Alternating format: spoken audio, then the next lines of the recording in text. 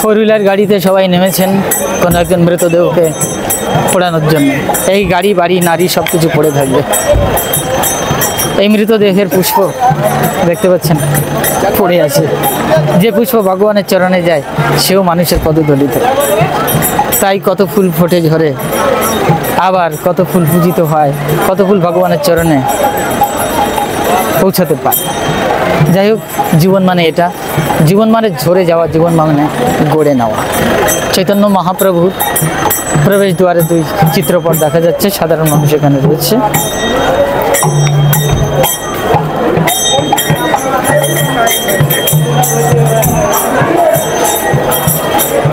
আমরা প্রবেশ করে গেলাম। এখানে একটা বুদ্ধ মূর্তি দেখা যাচ্ছে সম্ভবত, খুব দারুণ। এখানে চুল্লির একটা দরজা দেখা যাচ্ছে।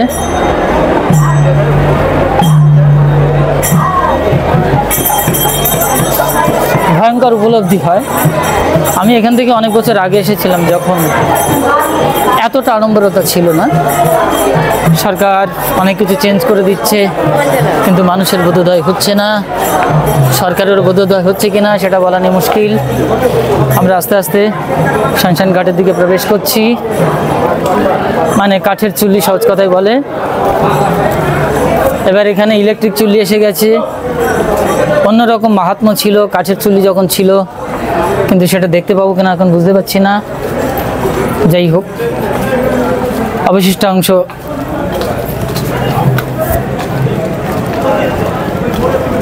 বাবা, এখানে কাঠের চুল্লিটা আগে পোড়ানোর ব্যবস্থা ছিল, সেটা এখন নেই মনে হয় না? এখন পোড়ায় না মনে হয় বাবা, অনেক কিছু চেঞ্জ হয়ে গেছে। উনি ওরকম করছেন কেন? মদ খেয়েছে। আচ্ছা, মদ খেয়েছে, দারুণ। এখানে উনি মদ খেয়ে একেবারে ভাবে বিভোর, হয়তো কোনো স্বজনের বিরহে এতটা বিরহ আচ্ছাদিত হয়েছে, এত খেয়ে ফেলেছে যে তাকে 10-12 জন লোক আর কি উঠাতে পারছে না, আর 5-6-7 জন লোক। দেখো, দারুণ ব্যাপার। এই তো মানুষের জীবন, এই তো মানুষের আত্মজিজ্ঞাসা। একটু আগে বলছিলাম কি হবে, কি অদ্ভুত বিষয়। মদ মাতালে মাতাল বলে, সদানন্দে করে হেলা। যাই হোক, আমরা মনে হয় কাঠের চুল্লির বোধহয় এখন নেই না? কাঠের চুল্লি না না, এখন হয় না। হয় না বলে ভিড় হয়ে গেলে তখন দেয়। এখন কাঠের এটা হচ্ছে। আচ্ছা আচ্ছা, ইলেকট্রিক চুল্লিতে হচ্ছে। আচ্ছা, আমার দুর্ভাগ্য, কত স্বজনের ব্যথা এখানে ব্যতীত হতে হয়।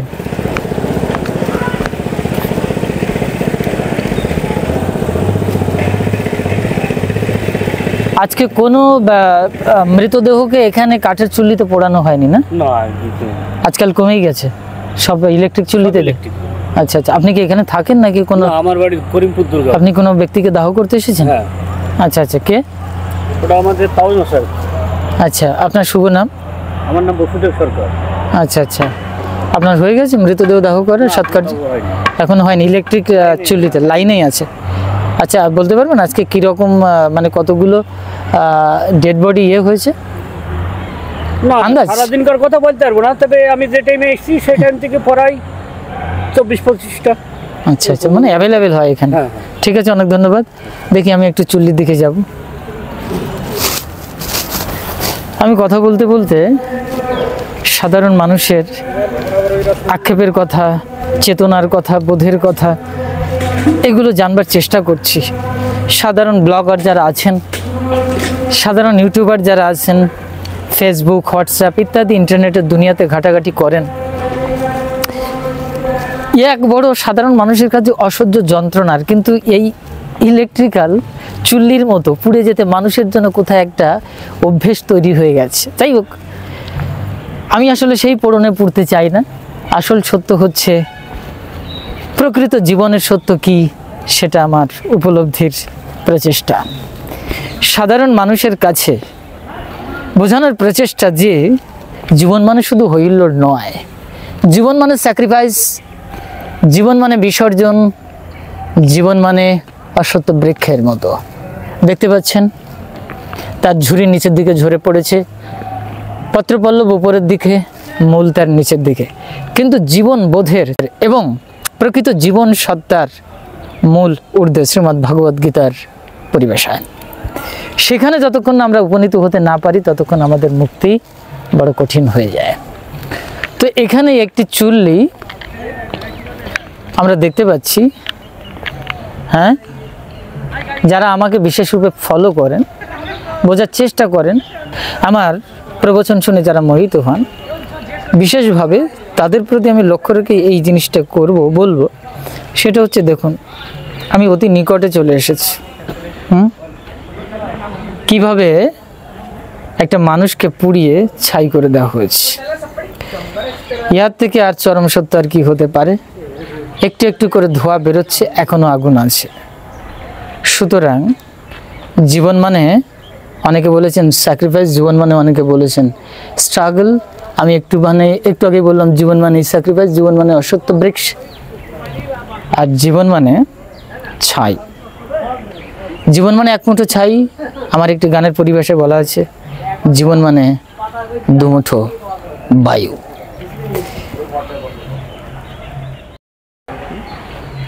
জীবন মানে দুমুঠো বায়ু, সেটা দেখার জন্য এখানে আসা, বাস্তবিক জীবনে সেটাকে উপলব্ধি করবার জন্য এখানে আসা। ভাবতে পারছেন আমি শ্মশানের চৌকঠির মাঝখান বরাবর আমাকে দেখা যাচ্ছে। আমি অবশ্য শ্মশানের থেকে সাধনা করেছি, অনেকেই জানেন। চৌকঠির মাঝখানে ইহা তো অত্যন্ত লোকাল এরিয়া। ভাবুন একবার আমি যদি ওর মাঝখানে চলে যাই কেমন লাগবে। ওখানে আমাকে পোড়ানো হবে। That is not advertisement, that is universal truth. I think so myself. The body must parish one day.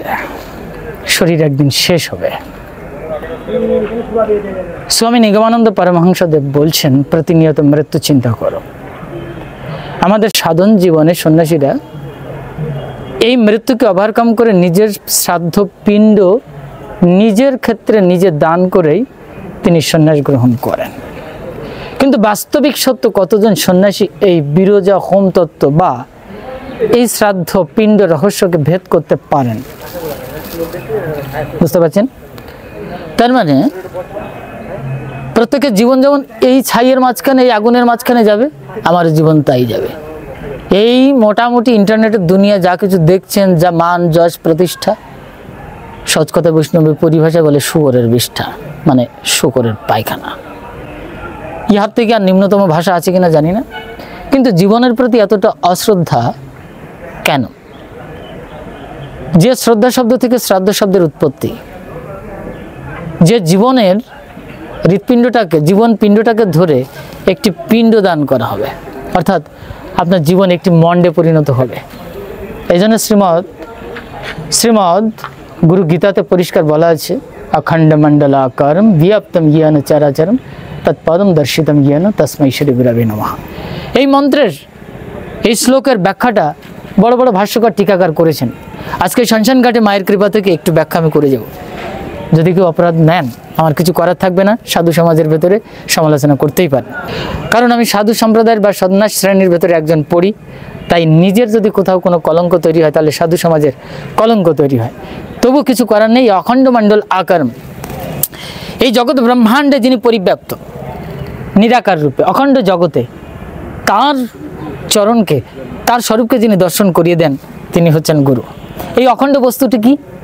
এই পিণ্ড দেহটা নষ্ট হয়ে যায়, তারপরে কি হয়ে যায়? ছাই হয়ে যায়, তারপরে জলে মিশে যায়। একটু আগেই বলছিলাম জল নিরাকার, যার কোনো আকার হয় না, যে পাত্রে দেবেন সেই রূপ ধারণ করবে। আত্মা, পরমাত্মা ঠিক সেই প্রকারে দেহকে কেন্দ্রায়িত করে আত্মার প্রকাশ ঘটে, কিন্তু আত্মা নিরবিচ্ছিন্ন, অবিচ্ছেদ্য এবং অখণ্ড, যাকে কাটা যায় না, ছেঁড়া যায় না, ভেজানো যায় না। তার মানে কি দাঁড়াচ্ছে? সেটাই হচ্ছে আমাদের আসল স্বরূপ, সেটা হচ্ছে অখণ্ড সত্তা, সেটাই হচ্ছে গুরুর স্বরূপ। সেই জায়গায় আসলে আমাদেরকে মিশে যেতে হবে। সেই জায়গায় সেই স্বরূপকে যিনি দর্শন করিয়ে দিতে পারেন, অর্থাৎ একেবারে শূন্যাকায় নিয়ে যেতে পারেন, যার নাম আসল বিরজা হোম 1/512-তে নিয়ে যেতে পারেন। তারপরে আসে স্যাক্রিফাইস সর্বধর্মান পরিত্যাজ্য মামেকং শরণং ব্রজ অহম তুয়া সর্ব পাপেভ্যো মোক্ষয়িষ্যামি মা শুচঃ। এই সর্বধর্মান পরিত্যাজ্য মামেকং, এবার বুঝতে পারছেন শ্মশান ঘাটে আসার এই সরলার্থ আর ইহার অর্থটা কোথায় গিয়ে দাঁড়াচ্ছে, এক জায়গায় চলে যাচ্ছে না। গুরুর অখণ্ড মণ্ডল স্বরূপ যিনি দর্শন করিয়ে দিচ্ছেন তিনি গুরু, অখণ্ড মণ্ডল আকারে যিনি পরিব্যাপ্ত তাকে যিনি দর্শন করিয়ে দিচ্ছেন তিনি আবার সেই অখণ্ড সত্তা, সব মিলেমিশে একাকার হয়ে যাচ্ছে না। ভগবান শিব শঙ্করের গায়ের ছাই মিলেমিশে একাকার হয়ে যাচ্ছে না। আসল সত্য কি দাঁড়াচ্ছে, এই জন্য শ্মশান ঘাটে এসে আমাদের মৃত্যু স্বরূপকে চিন্তা করতে হয়। এই মৃত্যু স্বরূপ চিন্তা করতে করতে করতে আত্মজিজ্ঞাসা আসে, আত্মজিজ্ঞাসার পরে আসবে আপনার প্রকৃত ত্যাগ, এই প্রকৃত ত্যাগের পরে আসবে মুক্তি। এই জন্য শাস্ত্রে বলছে ত্যাগ বিনা মুক্তি নেই। যতক্ষণ মৃত্যু জ্ঞান ব্রহ্মজ্ঞান না আসছে ততক্ষণ মৃত্যুকে ওভারকাম করা সম্ভব নয়। যাই হোক, ইলেকট্রিক চুল্লিগুলো আমি যে সময় এসেছিলাম সেই সময় এরকম কিছুই ছিল না, এখন ইলেকট্রিক চুল্লি এসেছে, সেগুলো চেঞ্জ হয়ে গেছে। দুর্ভাগ্যের বিষয় দেখাতে পারলাম না, মৃতদেহের আনবার যে সমস্ত খাটিয়া, কেউ বাঁশের পালকি ইত্যাদি ইত্যাদি বলেন, সেগুলো এখানে পড়ে আছে। এইগুলোই অবশিষ্ট থাকবে জীবনের, আর কিছুই থাকবে না। বাবার সাথে কথা বলবো, একটু যদি দেরি করেন।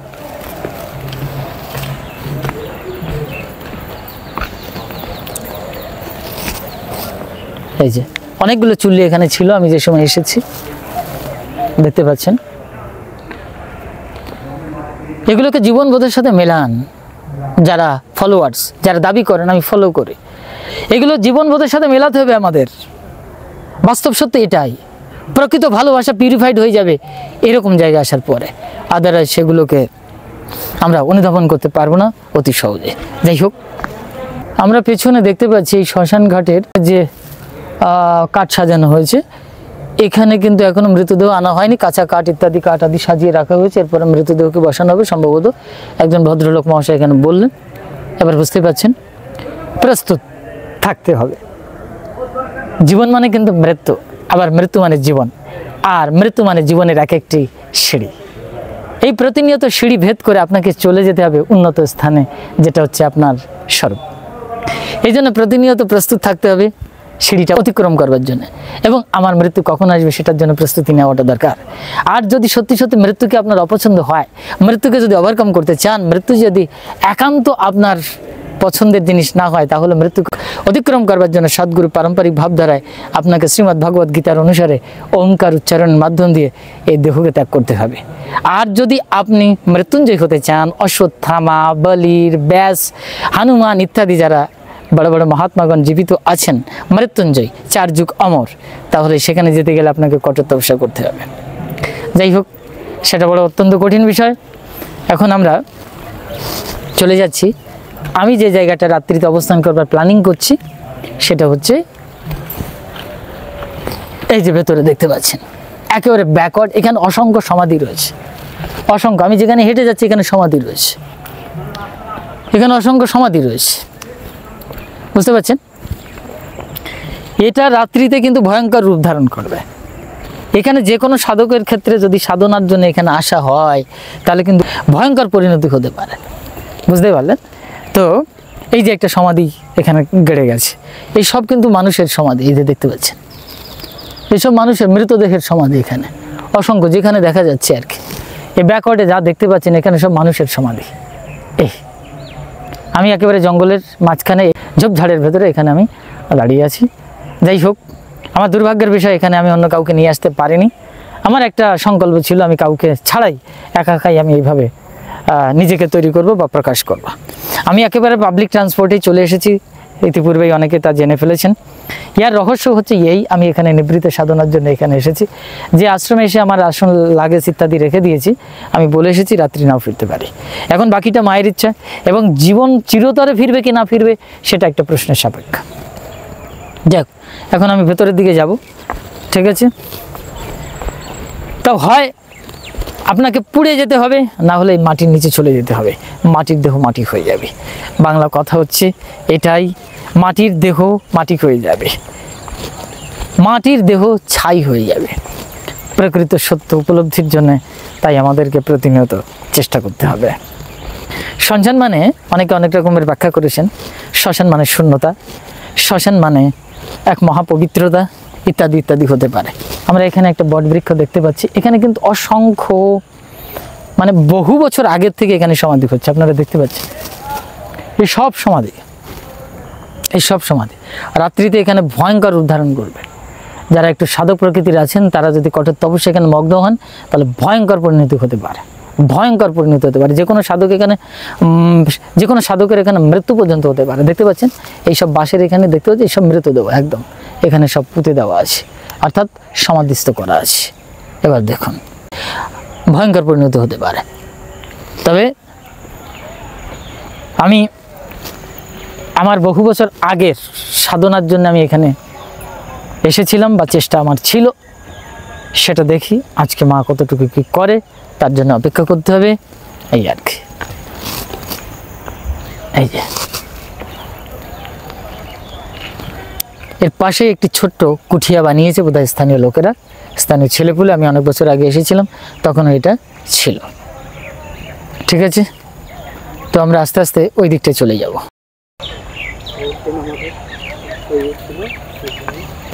আমরা এখানে হ্যাঁ, এবার এই সমাধি স্থানের এই অত্যন্ত ভয়ঙ্কর স্থানের একটি কর্নারে এখানেও আছে, এখানে সব সমাধিস্থ। এটা হচ্ছে নবদ্বীপ শ্মশান ঘাট, বুঝতে পারছেন, বৃহৎ বড় শ্মশান ঘাট।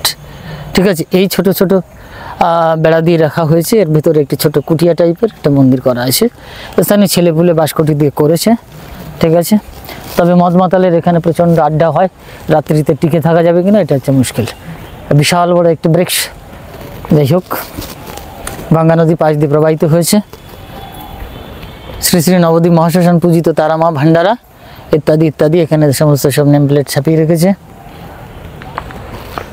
শ্রী বাবা গঙ্গাধর শ্মশান কাল শিব মন্দির সমাধীশ্বর মা ভূতেশ্বরী তারা মা, জয় মা।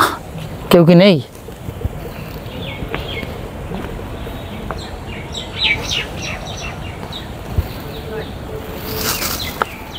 এই হচ্ছে ভয়ঙ্কর শ্মশান ঘাট, চিনতে পারছেন।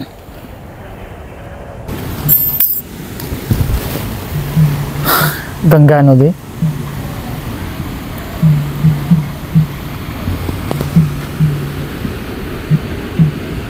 আবার পুনরায় দেখতে পাচ্ছি গারাঙ্গ সেতু।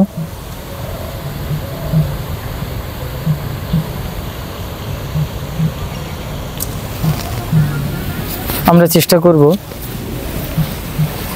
এই ছোট্ট মন্দিরটাতে প্রবেশ করবার। যদি আমি এখানে একটু মানে সুযোগ পাই, সেবা ব্যবস্থা পাই, তাহলে এখানে আমি অপেক্ষা করব, করার পরে রাত্রিতে তখন সিদ্ধান্ত নেব, এই আর কি। জয় মা। দেখি কেউ আছে কিনা, একটু লক্ষ্য করে দেখি। নমো নারায়ণ, জয় মা। কেউ আছেন? কেউ আছেন কি? জয় মা। দেখতে পাচ্ছেন এখানে কিন্তু ওরা বেশ একটা সাজিয়ে ঠাজিয়ে রেখেছে, হ্যাঁ, কৃত্রিম মন্ডু ঠন্ডু রেখেছে। মায়ের প্রতিমা ওখানে রেখেছে, শারদা মায়ের একটা ছবিও দেখা যাচ্ছে, কিন্তু এখানে কাউকে দেখছি না, রেসপন্স পাচ্ছি না। দেখি কি হয়, জয়মান নামে।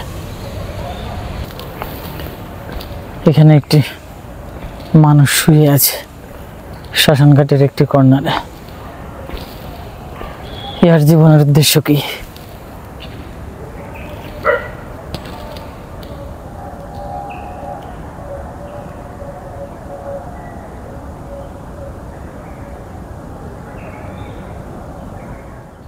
আপনি কোথেকে এসেছেন? আমি গঙ্গাটিকুড়ি।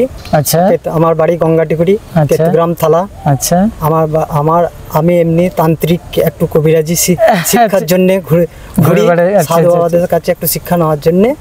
তাই আমি এখানে এসেছি সাধনা একটু। আপনি আমার সঙ্গে সেলফি নিতে কেন চাইলেন? কি মনে হলো আমাকে কি তান্ত্রিক? না তান্ত্রিক না, আমি শিখতে চাই এইসব। আপনার কাছে আপনারা সব রকমের শিক্ষা আছে। আমি কোনো তান্ত্রিক ফান্ত্রিক কিছু নাই। আমি তান্ত্রিক শিক্ষা দীক্ষা নেবো, ঠিক আছে? হ্যাঁ, সেই জন্য আপনার কাছে আমি একটু ধন্য হলাম দেখে। ঠিক আছে, আপনি সেলফিটা করে নিন, আমার একটু কাজ রয়েছে, আমি এখানে বাবুদের এখানে এসেছি। ঠিক আছে, এই রাত্রিতে এখানে আমি থাকবো। আপনারা কি রাত্রিতে থাকবেন? রাত্রি থাকা যাবে না এখানে, একটু সংসারী আমার ছেলে, আমার আচ্ছা আচ্ছা, ছেলে। ঠিক আছে, সেলফি করে নিন। আপনার সঙ্গে আপনার ভিডিওটা এখানে সব রেকর্ড হয়ে যাচ্ছে। ঠিক আছে, আপনি যা চাইছেন তার থেকে অতিরিক্ত পেয়ে যাবেন। মায়ের ইচ্ছা। আমি আপনার সঙ্গে একটু জাস্ট মিনিট বাবু, বলছি এদেরটা ছেড়ে দে। হ্যাঁ, সেলফিটা তুলে নিন। তো এই বাবাটি আমাকে বলছিল যে সেলফি তুলবে। হ্যাঁ বাবা, আসুন তাহলে থাকেন কোথায় এখন? আমার সবার ঠিকানা আছে, আমার তো কোনো ঠিকানা নেই। আমার এই যে বাবুটির এখানে এসেছি, যে কোনো জায়গায় এসে বলছি বাবা আমার একটু থাকার জায়গা হবে, বাবাকে একটু দেখিয়ে দিই। হ্যাঁ, এ বাবা, এই ভবের জন্মে কে কোথায় থাকবে? কেউ না না না, এই যে বড় বাইরাগি, বড় বাইরাগি। আমার ভাইরাকে কিছু না এখানে। এই বাবা, এখানে পুলিশ অফিসারের বউ তো বাবা। এই বাবা, খেয়ে গেছে। তোমার শরীরটা একটু খারাপ হয়ে গেছে, অনেক ভালো ছিল আগে। ঠিক আছে, পরে কথা বলছি। তো এই যে মানুষ, হ্যাঁ মানুষ, ঠিকানা কোথায়? শ্মশানের কাছে প্রশ্ন করুন। শ্মশান ফেলে আসলাম তো ওদিকে, তাই না? সুশান, ওখানে আমি গেছি। বাস, তাহলে শ্মশানের কাছে প্রশ্ন করুন যে ঠিকানা কোথায়। শ্মশান বলে দেবে, দেবে না? বলেন কোথায় ঠিকানা। ও ধুলি মাখা এই শ্মশান ঘাটের একটি কর্নারে পড়ে আছে, একটি মাদুর বিছিয়ে দিয়ে। একেবারে অপরিচ্ছন্ন বেশ, পরিবেশ। ওর সুখ দুঃখ বোধ কি কাজ করছে? কষ্ট। ও এখন আছে না, ওর কষ্ট নেই। ওর কষ্ট, এটাকে কষ্ট বলা হয় না, এটাকে বিরহ বলা হয়। ওটা আমি পরে, আমার সময় দিতে হবে, আমার স্ট্যান্ড করতে পারলে আমি ভালো করে কথা বলতে পারতাম। একটা মানুষের জীবন বোধের ভেতরে প্রবেশ করতে হবে। এইটাকেই বলে তন্ত্রত্ব বা তান্ত্রিকত্ব। তান্ত্রিক বা তন্ত্র, তনযুক্ত ত্র, তিনটে শরীর অতিক্রম করবার নামই হচ্ছে তন্ত্র। কি কি? স্থূল, সূক্ষ্ম আর কারণ। এই তিন শরীর যিনি অতিক্রম করেছেন তিনি হচ্ছেন তান্ত্রিক হন। ইতনা সিধা রাস্তা না, দুই চারটে মন্ত্র ফন্ত্র ফুক ঝাড়ে ইত্যাদি করলে তান্ত্রিক হয়। তো যাই হোক, তো আমাদের জীবনের শেষ ঠিকানা কোথায়? জীবনের শেষ ঠিকানা এই নবদ্বীপ শ্মশান ঘাটের কাছে, বা যে কোনো শ্মশানের কাছে গিয়ে প্রশ্ন করুন, সে বলে দেবে আমাদের জীবনের শেষ ঠিকানা কৈলাস। কৈলাসে কে থাকে? ভগবান শিবশঙ্কর থাকে। ভগবান শিবশঙ্করের গায়ে কি থাকে? বলে ভস্মী ছাই থাকে। তাহলে জীবনের শেষ পরিণতি কোথায়? অলঙ্কার কোথায়? ভগবান শিবশঙ্করের অলঙ্কার ছাই। আপনার জীবনের ঠিকানা হচ্ছে ছাই। আপনার জীবনের শেষ ঠিকানা কোথায়? এই গঙ্গা জলে আপনার ছাইটুকু মিশে চলে যাবে, নিরাকারে বিলীন হয়ে যাবে। আপনার শেষ ঠিকানা হচ্ছে শূন্যতা। আপনার জীবনের শেষ ঠিকানা হচ্ছে শূন্যতা। ও শূন্যতার ভেতরে এখন আছে। যার মনে সততা আছে সে তাকে কোনোদিনও গঙ্গার ছায়ে ফেলে ভাসিয়ে দিতে হবে। তো ওর মতো বলছে। তো এই শূন্যতার অর্থটা কি? শূন্যতার অর্থ হচ্ছে যাতে সব কিছু পূর্ণ হয়, যাকে প্রাপ্ত হলে সব কিছু পাওয়া যায়, সেই পরম শূন্যতার নামই হচ্ছে পরম ব্যোমকেশ, ভগবান পরম শিব শঙ্কর। তাকে বিভিন্ন নাম দিয়েছেন। ঠিক আছে, এই হচ্ছে আমাদের শেষ ঠিকানা। আর ইহজাগতিক সংসারে আমি উত্তরাখণ্ডে থাকি। উত্তরাখণ্ডে আমার গুরু আশ্রম, হিমালয়ের উপরে আমাদের তপভূমি, তপস্থান, সিদ্ধাশ্রম ইত্যাদি ইত্যাদি। যারা নবদ্বীপে থাকে তারা বলে আমাদের নবদ্বীপ আশ্রম ইত্যাদি। কিন্তু এই নবদ্বীপ, 9টা দ্বীপের সর্বোচ্চ ডিগ্রির যে স্থান, সেখানে অবস্থান করছে আমাদের বাসস্থান। সেটা কোথায়? এই সহস্রার ভেদ করে যে শূন্যতা, এটা হচ্ছে নবম চক্র। এই 9টা দ্বীপ শরীরে। তাহলে এই নবম চক্র ভেদ করে গেলে কি থাকে? এই নবম চক্র ভেদ করে গেলে কি থাকে? শূন্যতা থাকে, পরম ধাম আপনার নেশার শরীরে। ঠিক আছে, তাহলে আপনি সেলফি করেছেন? হ্যাঁ, না সেলফিটা করে নিন, বাস। সেলফি শুদ্ধ আপনি চাইছেন যখন, সাধারণত আমি করি না, আমি ঝটপট করুন। এই তো এটা ঠিক আছে, মিডিল এইদিকে এসো। এখানে আমি এমনি এই পাশে না, এইদিকে দাঁড়ান, এইদিকে যান, এইদিকে।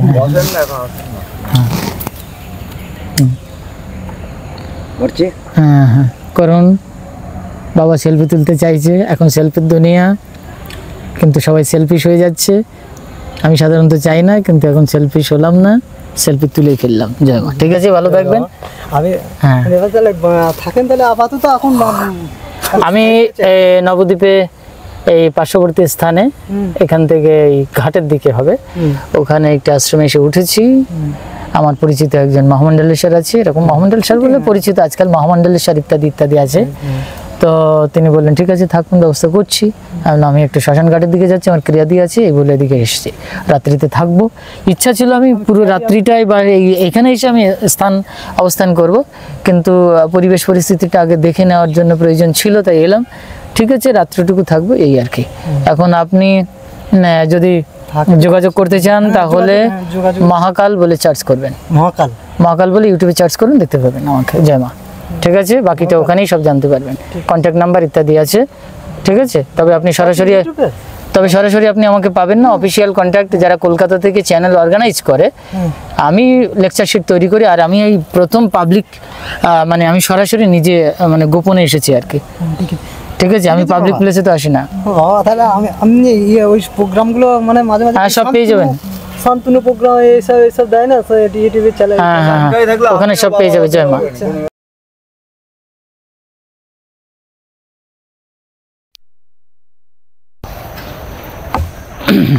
সম্ভবত কাঠের চুল্লিটা জ্বলছে, অর্থাৎ কোনো মরদেহকে পোড়ানো হচ্ছে। আমি একেবারে এই সমাধিস্থান থেকে যাচ্ছি, এখানে অসংখ্য মৃত মানুষের দেহ সমাধিস্থ আছে। ভয়ঙ্কর জায়গা, গাভী এখানে চড়াচ্ছে। দেখি গাই,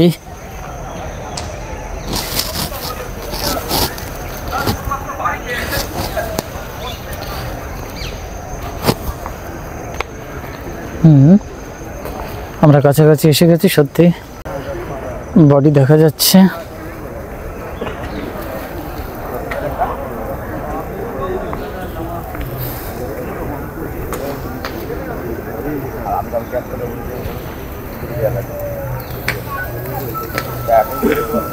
অদ্ভুত বড় করুণ দৃশ্য, ভাবা যায় না।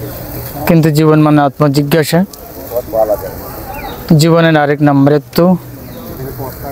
এই সোপানকে অতিক্রম করে মহামুক্তির দিশা। আমি আরো নিকটে যেতে পারতাম, কিন্তু যাওয়া সম্ভব নয়। ভয় পাবেন না, এটাকে দেখেই অনেকের চিন্তা করাটা আবশ্যক। তবে যারা অ্যাভেলেবেল এখানে মৃতদেহকে দাহ করার জন্য আসেন, তাদের অধিকাংশ মানুষের ভেতরে ভয় কি ডর ইত্যাদি বা কোনো জীবন জিজ্ঞাসা এরকম কিছুই আমি 98% মানুষের ভেতরে দেখিনি। কিন্তু যারা সাধারণ মানুষ দেখেন না, ভাবেন না জীবন কি, অন্ততপক্ষে তাদের জন্য এটা দেখা আবশ্যক। কিভাবে একটি জীবনকে শেষ হতে হয়।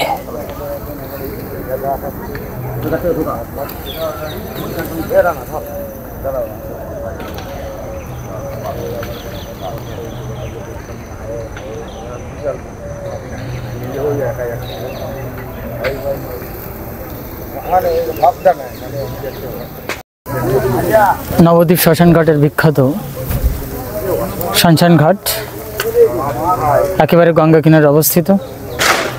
সেখানে আমরা দেখতে পাচ্ছি, অবশ্যই এখানে ইলেকট্রিক চুল্লি রয়েছে।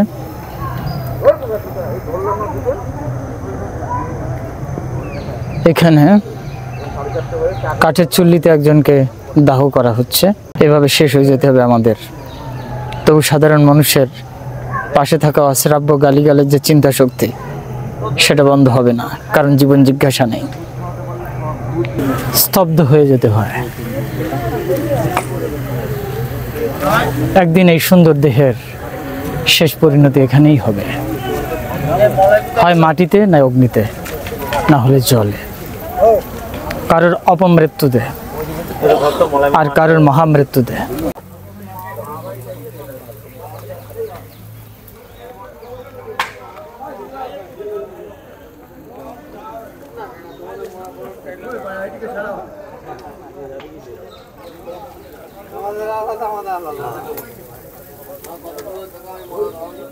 একেবারে শ্মশান ঘাটের যে সমাধি স্থান, হাজারো সমাধি রয়েছে, অর্থাৎ মৃতদেহকে পুঁতে রাখা হয়েছে একেবারে গঙ্গা কিনারে।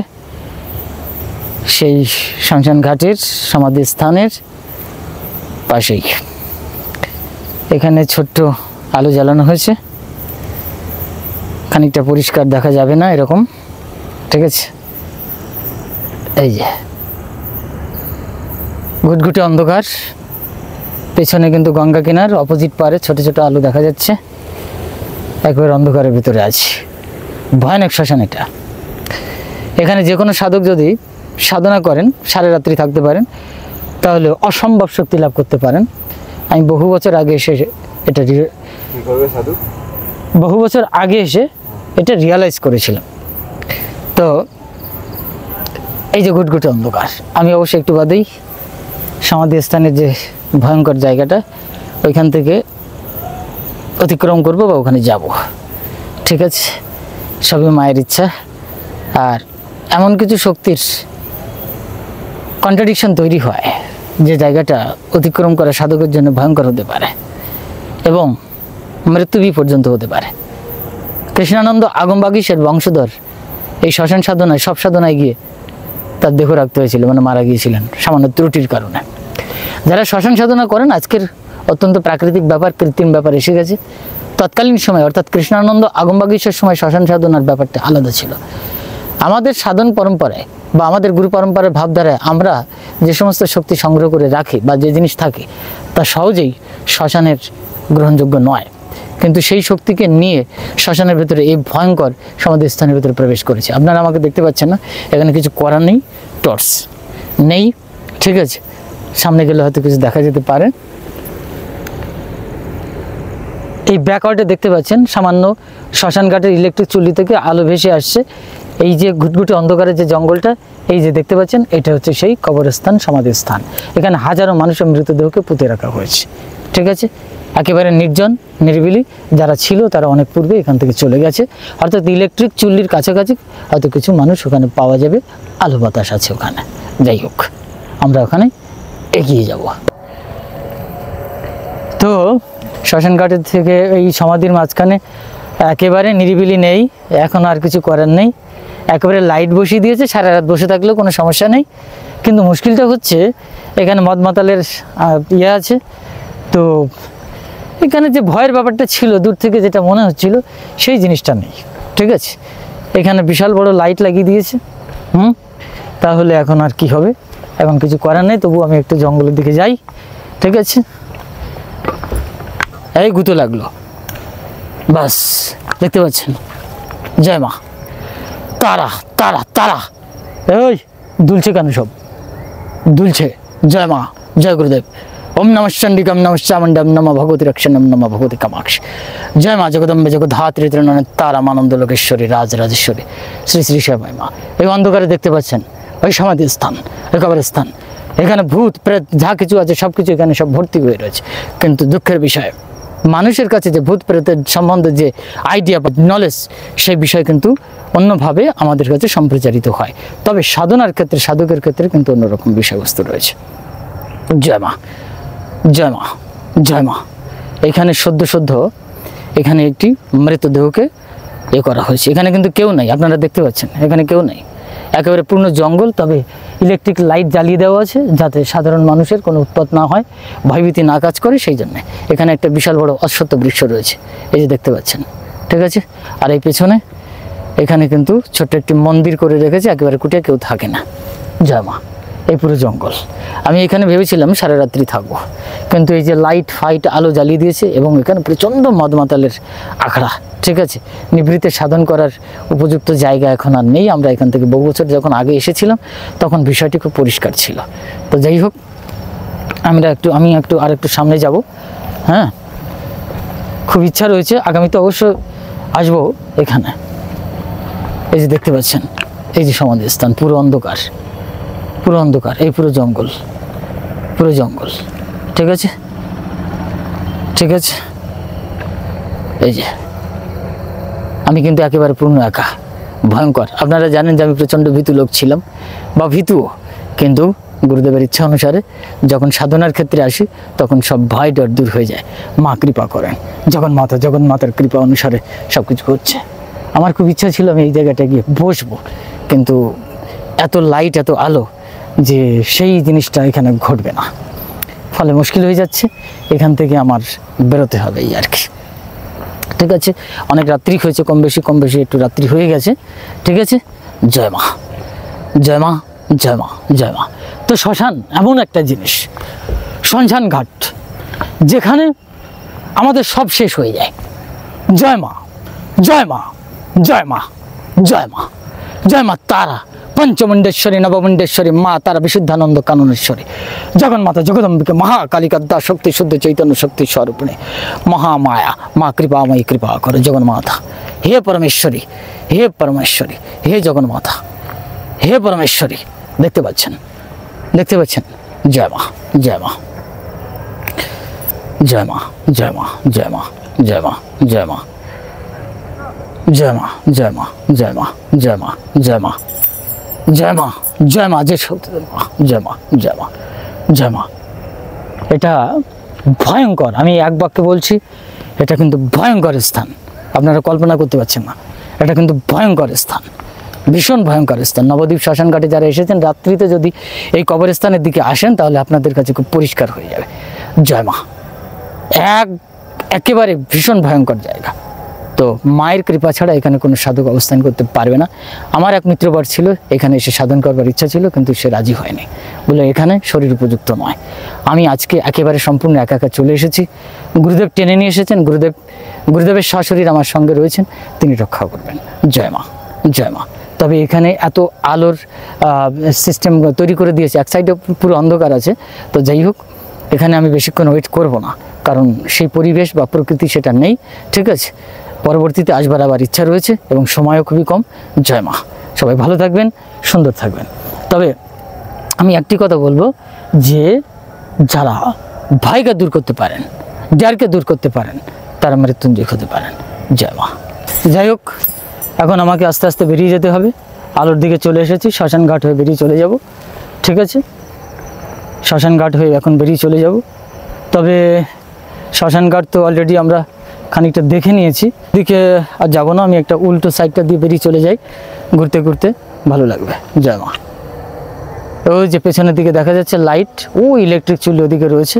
ঠিক আছে, ওদিকে আর যাবো না, এদিক থেকে বেরিয়ে চলে যাই তাহলে। জয় মা।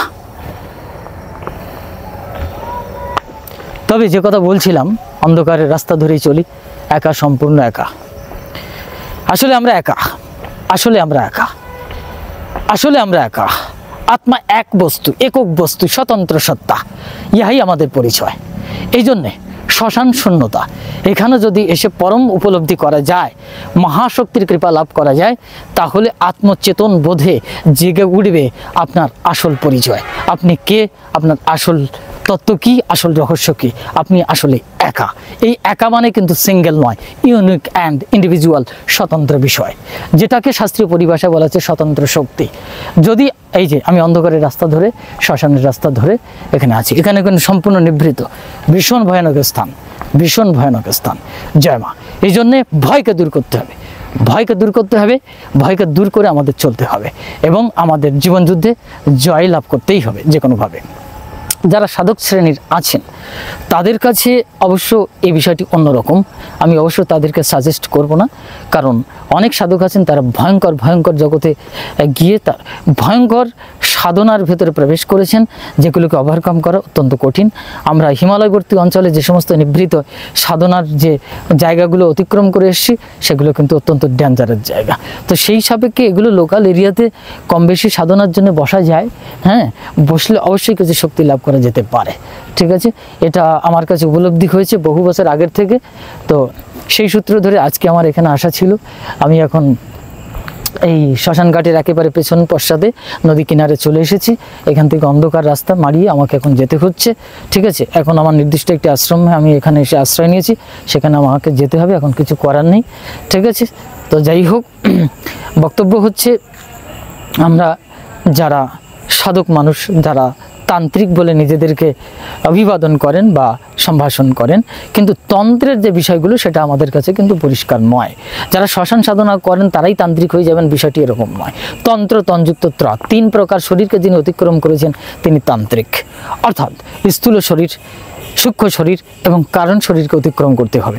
এই জন্য স্থূল শরীরের যে মোহ মায়া অষ্টপাশ, তা ভয়, ডর, লজ্জা, ঘৃণা, ভয়, অষ্টপ্রকার বন্ধন, এগুলোকে অতিক্রম করবার জন্য শ্মশান সাধনার অবশ্যই প্রয়োজন আছে এবং মৃত্যুকে চিন্তা করবার অবশ্যই প্রয়োজন আছে। আমি বারবার বলেছি, দেখুন আমি এই অন্ধকারের ভেতরে একেবারে একা, সুতরাং এখান থেকেই আপনাকে স্থূল শরীরের যে সমস্ত মোহ মায়া তাকে অতিক্রম করতে হবে, তারপরে যেতে হবে সূক্ষ্ম শরীর, তারপরে কারণ শরীর। এই 3 শরীর অতিক্রম করলে আপনি হতে পারবেন তান্ত্রিক। আপাত দৃষ্টিতে তাকে তান্ত্রিক বলা হয়। এই জন্য তান্ত্রিকের পরিভাষায় কিন্তু এখন যেগুলো আমরা শুনতে বুঝতে পারি সেসবগুলো কিন্তু সবই কি ভ্রষ্টাচার বা সম্প্রচার। সেই জন্যে আমার এইখানে আসার মূল কারণ হচ্ছে যে আমরা যারা সমাজে একটি ব্যভিচারের সম্প্রচারকে ধরে আমরাও নিজেরাই কি হচ্ছি, বিপদগামী হচ্ছি বা উদ্ভ্রান্ত প্রতীকের মতো ছুটছি, তাদের জন্য কিন্তু আজকের এই আমার লাইফ। সহজ কথায় বলা চলে যে আমি নিজেকে সম্প্রচার করছি, এটা নয়, লোকহিতার্থে, জগৎ কল্যাণার্থে এবং মানুষের ভেতরে সত্যিকারের রহস্য কি, তন্ত্র, তান্ত্রিক বা সাধক বা সাধারণ ভক্ত বা সম্প্রচার কি, এই সমস্ত বিষয়গুলো পরিষ্কার করবার জন্য আমার কিন্তু এখানে আসা। ঠিক আছে, তো আপনারা এই সমস্ত জিনিসগুলোকে ভেবে বুঝে ভরকে চড়কে যাবেন না, এখানেই কিন্তু সব থেকে বড় ভুল হয়ে যাচ্ছে। ঠিক আছে, জয় মা। যাক, পুরো এখানে অন্ধকার, পেছনে একটি মন্দিরও আছে, দেখা যাচ্ছে ঘুটঘুটে অন্ধকার, লোকজন তেমন নেই। এখানে আশেপাশে একটু দেখছি সামনে মন্দির, বাজন টাজনা হচ্ছে, আমাকে এখানে রাখতে হবে, আলো নেই। ঠিক আছে, জয় মা।